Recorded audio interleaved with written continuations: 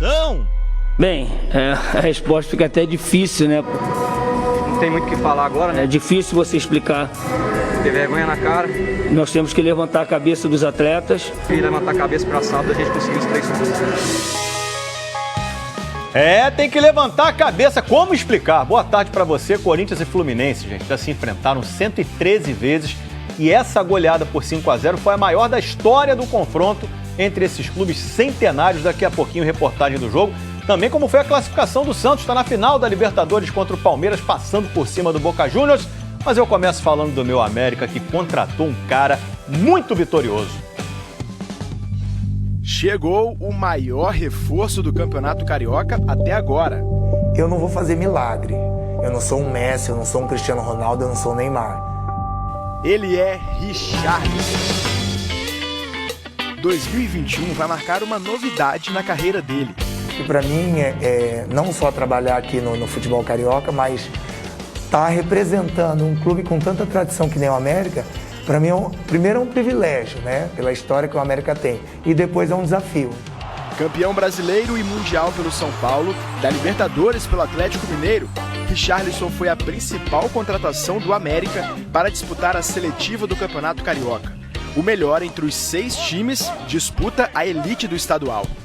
Eu não vou conseguir salvar o América, mas eu posso contribuir não só, né, com o meu trabalho dentro de campo, que é o mais importante, mas também de trazer para esses meninos mais novos que estão aqui o quão é grande o América.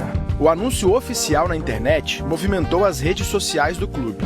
Foram muitos elogios e agradecimentos pela chegada de Richarlison. Mas o post também teve comentários desnecessários, carregados de preconceito, algo que acompanhou Richarlison durante toda a carreira. Para começar, eu nunca me preocupei com isso. Isso nunca foi um obstáculo na minha vida. E no futebol, engana-se quem achar que vai acabar. Não só o preconceito com os homossexuais, quanto o preconceito racial. Não vai acabar. A não ser que as pessoas comecem a tomar partido como lá fora fizeram, de sair do campo, de parar o jogo. E mesmo assim, se não tiver uma lei mais brusca, que para mim isso teria que ser prisão, não tem outra coisa, só assim o país vai mudar. Eu não vou ser hipócrita de falar que no futebol melhorou, que não melhorou. O América estreia na seletiva do estadual no sábado contra o Sampaio Corrêa de Saquarema. Na prancheta do técnico Álvaro Gaia, do meio para frente tem uma vaga garantida para o Richarlison. A gente só não sabe em qual posição. Primeiro volante, segundo volante, meia, lado, de frente. Só não gosto muito de jogar de atacante centralizado porque eu não sei jogar de costa. Mas tirando essa, ali também eu continuo o mesmo coringa. Richarlison já jogou mais de 20 temporadas no futebol. Mas como sempre cuidou do corpo, o físico nunca foi um problema, mesmo nesta idade. Aqui no Rio de Janeiro, a preocupação é com outro 38, o da temperatura. Aqui não venta. Aqui é um mormaço assim que, pelo amor de Deus, é quente. Eu tô ficando bem moreno, eu tô até brincando. Que eu não tô tomando sol, não tô indo na praia, mas eu tô pegando cor. Nos treinos, o copinho de água é praticamente parte do uniforme. A estreia será ali mesmo, no Giulite Coutinho. O primeiro teste será no calor das 3 da tarde. Isso não pode ser uma muleta. Eu vou deixar essa bomba para os adversários, porque eles vão ver eu correndo e vão falar, não é possível. Então eu tô tranquilo, vou passar com 10 nessa matéria. Bora, Richarlison! Então, no Brasileirão, falar de Brasileirão. Sábado, o Vasco enfrenta o Coritiba, lanterna do campeonato. Você vê ao vivo no Premier, às 9 da noite. E se tiver perigando tomar gol, faz o seguinte, chama o Henrique. Tá explicado, é o sobrenome dele. Henrique Silva Milagres. No plural mesmo, porque foram 2. Afasta debaixo do travessão, Henrique! Henrique mais uma vez. O primeiro milagre foi na quinta-feira passada, contra o Atlético Goianiense. Garantiu o empate nos acréscimos. No primeiro lance eu só pensei assim, o Fernando com certeza vai fechar o canto dele e não vai tomar gol lá, só que o gol pro lado de cá ia ficar muito aberto, né? Com essa jogada o Vasco tá fora do Z4. 3 dias depois, no clássico contra o Botafogo, assistência no primeiro gol. Henrique na cabeça de Thales Magno. E outro milagre para impedir o empate do rival.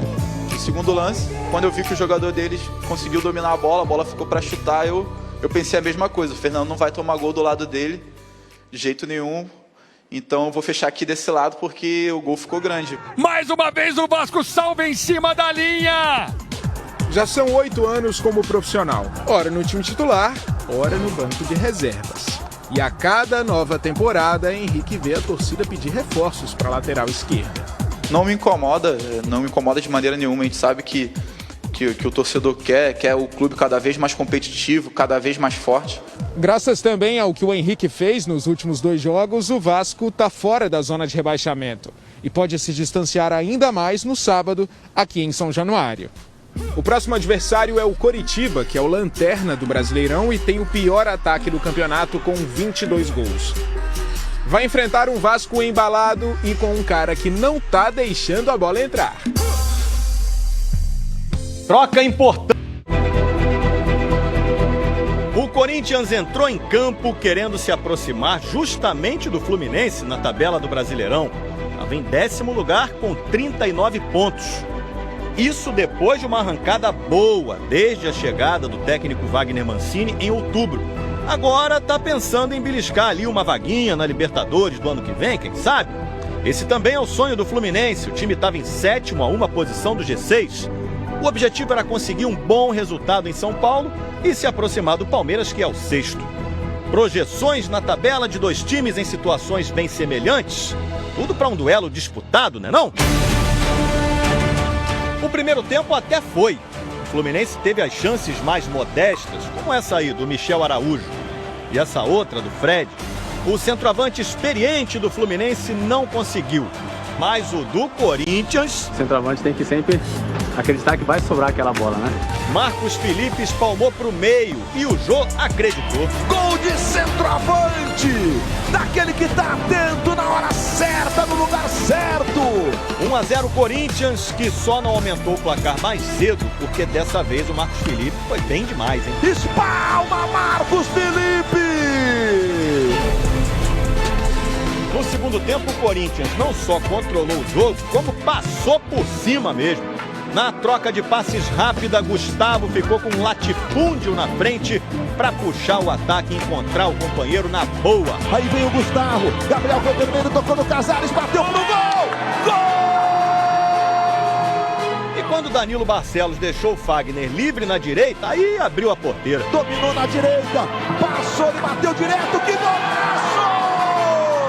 O Matheus Vital também teve muito espaço para chutar. Olha o Matheus Vital, pé direito, caprichou, bateu, gol! Nessa imagem aérea dá para ver o buraco que o Fluminense deixou. Espaço para o Matheus Vital na intermediária, espaço para o Luan na pequena área. Espalma o goleiro, bola voltou no Camacho, cruzamento, Luan! 5-0. A goleada vira uma sonora goleada na Arena Corinthians. O sentimento é de muita tristeza. O Fluminense é um time gigante, né? A gente respeita muito o Corinthians, mas não era para tomar uma goleada como essa. Mesmo com essa pancada, o Fluminense segue em 7º, mas o Corinthians e o Santos têm um jogo a menos. Sábado, o duelo é contra o Sport em casa. Ter vergonha na cara, pedir desculpa ao torcedor pela noite desastrosa que a gente teve e levantar a cabeça para sábado a gente conseguiu os 3 pontos. Pois é, porque depois de ganhar o Fla-Flu, em vez de embalar, toma uma goleada dessa, é impressionante, né? Fla-Flu, falei no Fla-Flu, agora vou falar do Flamengo, né? O Flamengo joga na segunda contra o Goiás, de onde veio o Michael, um atacante que é um dos vários reforços que ainda não vingaram. Um astro atrás do outro. Assim, o Flamengo preparou um dos melhores times da sua história. Teve a turma do início e a do meio de 2019. Foram 8 reforços de impacto, todos viraram titulares e foram multicampeões. É muito difícil acertar em todas as contratações. Não depende só do que o cara joga de futebol. Depende de uma série de outros fatores, de adaptação, de conhecimento tático do que o treinador vai passar para ele. Então, os resultados das contratações seguintes mostram o quanto isso é raro. Para montar o super time de 2019, o Flamengo investiu 200 milhões de reais. E para deixar essa equipe ainda mais forte em 2020, investiu 75 milhões e apresentou 7 novos contratados. Só que o desempenho da maioria deles não foi o esperado. 2 zagueiros, um lateral, um volante e 3 atacantes. Teve jogador que chegou, saiu e mal foi notado. Pedro Rocha ficou 1 ano no clube, só jogou 11 vezes, fez um gol e sofreu com muitas lesões. A dupla de zaga ainda não vingou. Gustavo Henrique acumula falhas. Você coloca um zagueiro como Gustavo Henrique, por exemplo, que tem como ponto forte a imposição, mas não a velocidade, e ele vai comprometer, porque o sistema não ajuda a que ele se encaixe. Léo Pereira custou 32 milhões de reais. Não entra em campo há 6 jogos e hoje é a última opção entre os zagueiros. Quem também não justifica o investimento é Michael. A revelação do Brasileirão de 2019 custou 34 milhões de reais. Foi titular com o Ceni nos jogos contra o São Paulo pela Copa do Brasil, mas não agradou. Nas partidas seguintes, foram pouquíssimos minutos. Thiago Maia vinha bem até sofrer uma grave lesão no joelho esquerdo. Serão mais 7 meses de recuperação. Isla é titular absoluto e agrada. Mas a verdade é que dessa lista, só o Pedro está em outro patamar. Ele é o artilheiro do time na temporada com 21 gols. Deu tão certo que o Flamengo ficou com ele.